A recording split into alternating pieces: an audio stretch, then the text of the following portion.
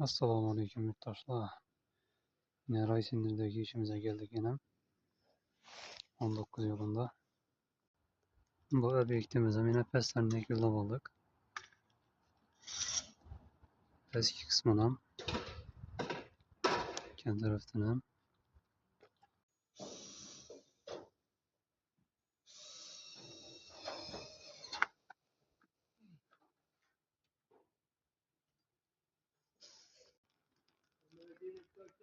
yine bir yerimizde tünike işleri yapan 100% anlatıldı.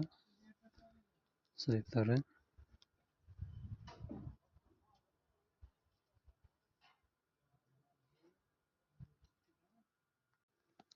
bir de iki işimiz ise şu şifrenin tepesinde şöyle nakış yazıp ornatışımız gerek oldu.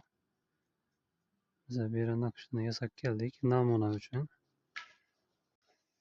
Ve namunamız.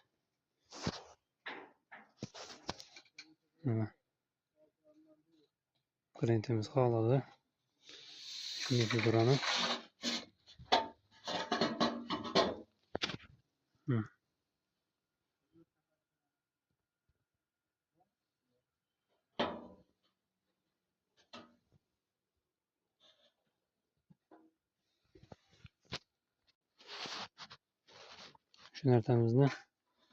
Şu narsamızda indi.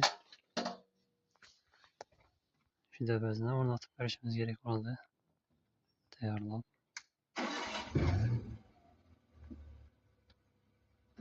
Buna mustanak gezer ayağına. Görsesi temiz.